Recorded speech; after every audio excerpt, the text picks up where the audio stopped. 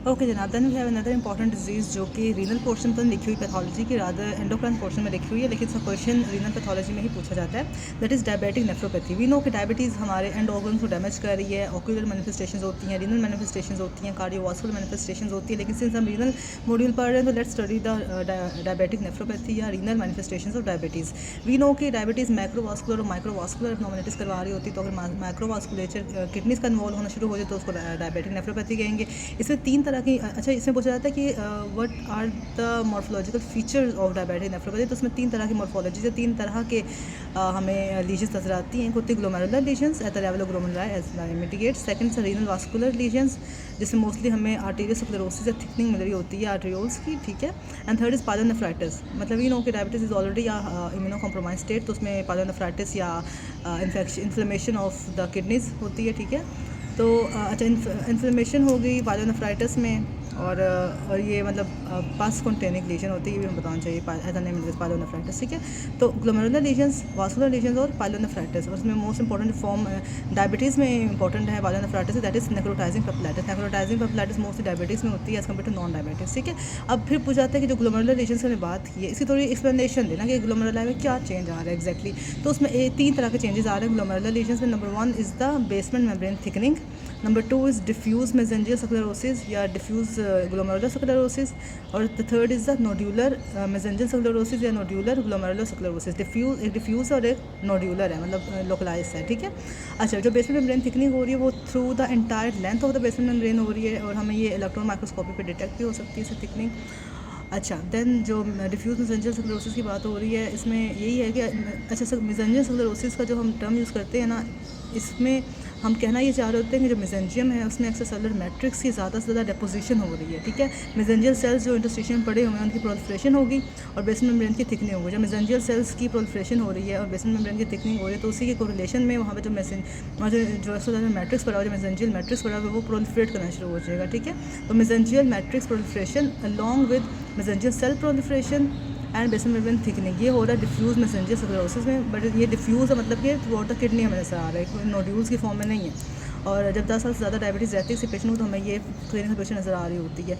और उसमें नतीजे में क्या होगा, डिफ्यूज़ मेसेंजर स्क्लेरोसिस नतीजे में कि बेसमेंट मेम्ब्रेन की थिकनिंग और इसको फिर डैमेज होगा, नतीजे में नेफ्रोटिक सिंड्रोम भी हो सकता है, दैट इज़ प्रोटीन यूरिया होगा, हाइपरलिपिडेमिया होगा और साथ में एडीमा होगा। जो हम नोड्यूलर ग्लोमेरुलर स्क्लेरोसिस की बात करते हैं उसको हम किमल-स्टीन विल्सन लीजन भी कहते हैं। दिस इज इंपॉर्टेंट, ये अक्सर एमसीक्यू में आया होता है। तो किमल-स्टीन विल्सन लीजन होते हैं नोड्यूलर ग्लोमेरुलर स्क्लेरोसिस या नोड्यूलर मेसेंजर स्क्लेरोसिस, दोनों एक ही चीज़ है।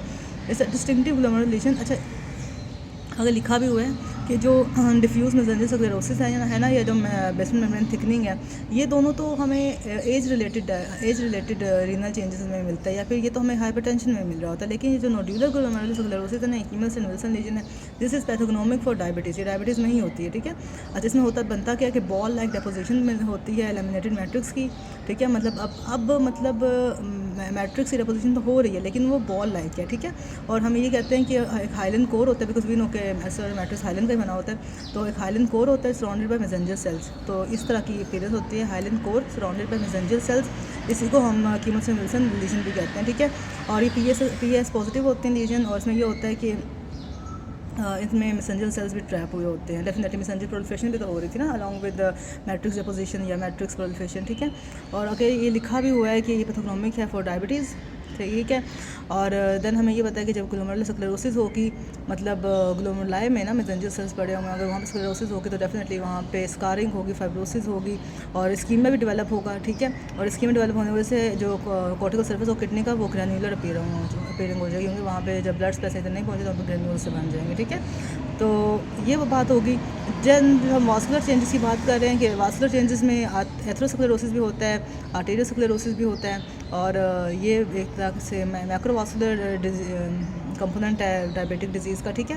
डायबिटिक नेफ्रोपैथी का मैक्रोवास्कुलर कंपोनेंट क्या है, renal atherosclerosis and arteriosclerosis. Thickening भी हो रही है वहाँ पर, और वहाँ पे लिपिड की डेपोजिशन भी हो रही है। और हाइलिन आर्टेरियोस्क्लेरोसिस बहुत कॉमन है, जैसे हमने यहाँ देखा कि हाइलिन कोर था सराउंडेड बाय मेसेंजर सेल्स, वैसे ही यहाँ पे हाइलिन आर्टेरियोस्क्लेरोसिस भी हो रही है।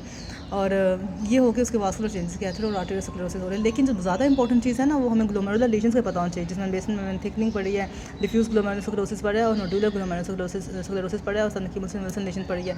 मतलब वास्कुलर डिसीज इंपॉर्टेंट है but not that important. Then जो तीसरी चीज़ हमने पायलोनेफ्राइटिस की बात की थी कि ये एक्यूट क्रोनिक इन्फ्लेमेशन है किडनी की, जो कि स्टार्ट तो इंटरस्टिशियल टिश्यू में होती है लेकिन बाद में वो ट्यूब्यूल्स को भी इन्वॉल्व कर लेती है। इसकी जो मोस्ट इंपॉर्टेंट फॉर्म जो डायबिटिक्स में पाई जाती है दैट इज नेक्रोटाइजिंग पेपिलाइटिस या पेपिलरी नेक्रोसिस, और दैट इज़ इट। यही इंपॉर्टेंट है डायबिटिक नेफ्रोपैथी के बारे में चीज़ें।